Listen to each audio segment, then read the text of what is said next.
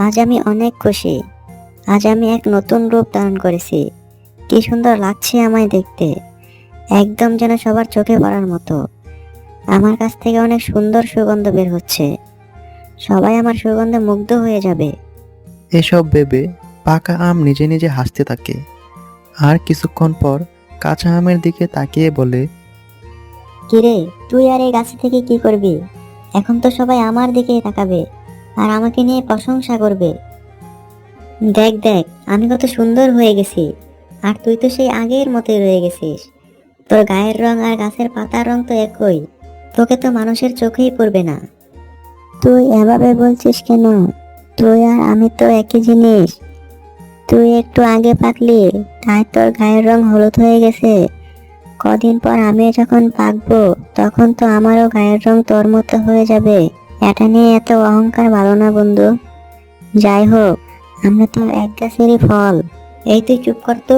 আমায় একদম বন্ধু বলিস না। আমি তোর বন্ধু নই।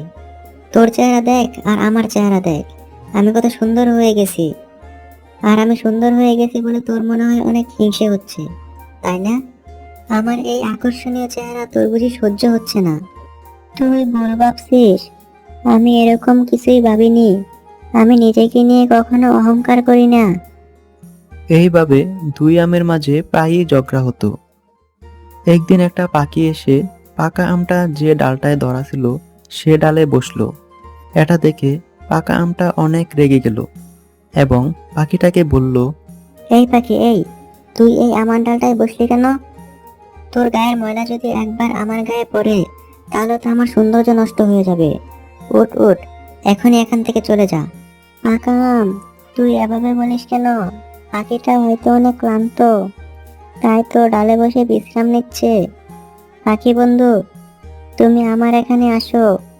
আমার ডালে বসে বিশ্রাম নাও। আমি তোমায় কিছু বলবো না। এরপর পাখিটা পাকা আমের ডাল থেকে উড়ে গিয়ে কাঁচা আমের ডালে বসে। এভাবেই বেশ কিছুক্ষণ কেটে যাবার পর এই পাখি, বলতো কে বেশি সুন্দর, কাঁচা আম নাকি আমি? আমাকে তোর বেশি ভালো লেগেছে, তাই না রে পাখি? আমার কাছে তোমরা দুজনেই অনেক সুন্দর ও আকর্ষণীয়। আর তাছাড়া তোমরা দুজনেই তো একই জাতের ফল। তোমার গায়ের রং আগে পাল্টে গেছে, আর কিছুদিন পর তো কাঁচা আমেরটাও পাল্টাবে। তোমাদের দুজনেরই মূল্য আমার কাছে সমান। আমি সব বুঝতে পেরেছি। কাঁচা আম তোকে ওর ডালে বসতে দিয়েছে বলে তুই ওর পক্ষ নিয়ে কথা বলছিস, তাই না রে শয়তান পাখি?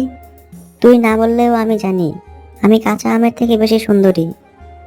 শয়তান পাখি, তুই এক্ষুনি এখান থেকে চলে যা। আমি কারো পক্ষ নেইনি, যা সত্য তাই বলেছি।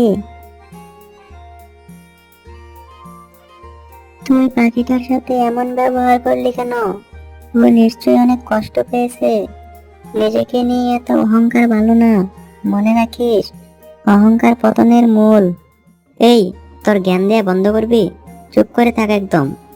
এভাবেই বেশ কিছুদিন কেটে যাবার পর একদিন যে বাড়িতে আম গাছটি ছিল সে বাড়ির ছেলেটি একটি বাঁশ নিয়ে আম গাছের নিচে আসে এবং উপরের দিকে তাকিয়ে দেখতে পায়।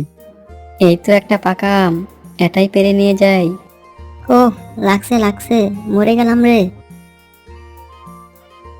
তারপর ছেলেটা আমটাকে নিয়ে ওখান থেকে চলে গেল। অহংকার হলো পতনের মূল। কোনো সময় অহংকার করতে নেই। একদিন আমিও হয়তো এভাবে চলে যাব, হয়তো কোনো একজনের পেটে, নয়তোবা মাটিতে পড়ে মরে পচে যাব। পাকা আম অহংকার করেছিল, সে হয়তো ভাবেনি যে এভাবে কোনো একদিন চলে যেতে হবে। বন্ধুরা, ভিডিওটি কেমন লেগেছে তা কমেন্টে জানাও। ভালো লাগলে আমাদের চ্যানেলটি সাবস্ক্রাইব করে দিও।